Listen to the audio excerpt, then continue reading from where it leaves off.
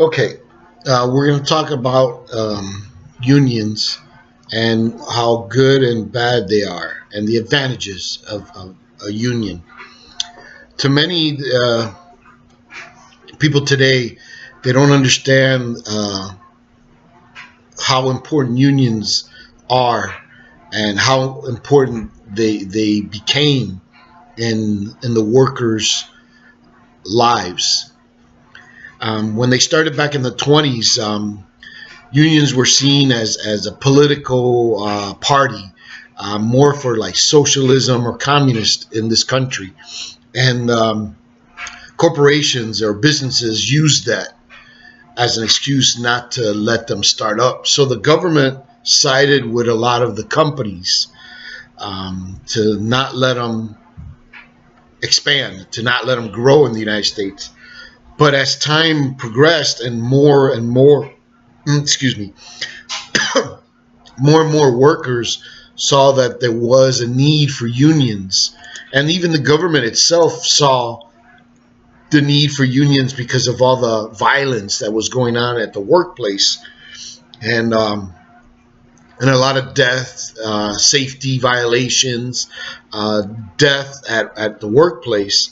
These unions started to grow in members. So as they started to grow, they became an influential party and part of the system. They organized, they moved on certain candidates. If the candidates to run in the cities or in the states or even in the federal government, they organized the workers and they got them out to vote. So they voted out these people that sided with these companies, and they started putting people into power that sided with the unions. So unions grew in power, and as they grew in power, they gave more power to the workers, where they demanded less hours to work. Because at one time, most people worked 12, 16 hours a day, 6 days a week, or even 7 days a week. And you could have been fired right on the spot. No, there was no safety equipment, no safety anything. You went to work, you lost your arm, you lost your job. You lost your eyesight, you lost your job. That was it. No money, no compensation. So these unions stepped in and they started, making these corporations give benefits to these workers, time off, less working hours. They showed that 8 hours was more productive than working 16 hours. A 5-day work week was more productive than a 7-day work week, because they were running down the workers. And productivity, yes, there was productivity, but no quality. So the unions showed this to these corporations, to these businesses, and the businesses started agreeing, not only by force but by actual studies, statistics.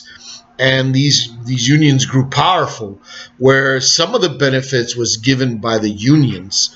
So the advantage of having a union is that the union walks in, sits down with the owners or whoever's in charge of that corporation, and they said, they sit down and they demand things. They demand more wages. They demand more benefits, less work hours, better work conditions. In turn, then having 10,000 employees go into the manager, the president's office, you have these union representatives sit there, which were mostly stewards, what they were called. They represented the unions, and lawyers that were employment lawyers. So they sat there and they discussed these points to these owners, and they said, we demand this, and we think that this is not unfair due to the fact that we saw your projections, your earnings for the last year. The company's doing well. Our workers are being productive, so we need more, and inflation is growing. So you have that advantage, that you have representation at a table where there was none. Workers were employed and they were fired. Plain and simple. That's how it was. So they influenced the government to change a lot of things. Out of the unions, OSHA came out, the EPA, the labor division in the government came out. In states, there was, the organizations of laboring for better labor environments and all that. So they influenced. They even got to have they were almost like a civil rights movement during that time. They conglomerated with other civil rights, and they got women to work, black men to work, because at the one time they weren't allowing black men to work in certain areas, and the union says, hey, this guy is knowledgeable. He's experienced. You should put him to work, no matter what color, religion, or anything like that. So the unions helped. So that was the advantage of having a union. You had representation. You had legal representation, which was very important, because if you were late, let's say for certain reasons, the union could fire you. But if you had children at home that you had no one to take care of, or elderly or something, which was an excuse, a legitimate excuse, the union would come and represent you, and they would say, hey, or they will find assistance within your job. They started daycares.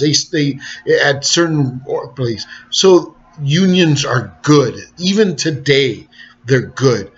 Because we're going back in a cycle that corporations are taking advantage of the laborers, and they're enforcing more jobs, or more hours and less pay. If you haven't noticed, there's always that the distribution of wealth. Well, that's one of the biggest issues there is now. Workers haven't gotten decent raises in over 2 decades, or over 5 decades, where owners, CEOs, CPOs, whatever those 3 initials from a corporations, they're at, almost 150% more money than the highest paid employer or employee at a company. So these unions kept things in check, but we're losing a lot of the unions. So people need to get informed and learn about unions, which are very important.